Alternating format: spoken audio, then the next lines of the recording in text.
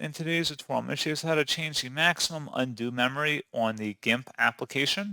So this should hopefully be a pretty straightforward process, guys. And without further ado, let's go ahead and jump straight into it.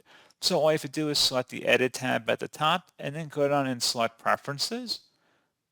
And now over here on the right versus maximum undo memory, you can adjust this by going up or down or entering in your own custom value in here. And you can click the drop down to change the unit measurement, whether it's in megabytes, kilobytes, or gigabytes, and then select OK to save. And that's all you have to do.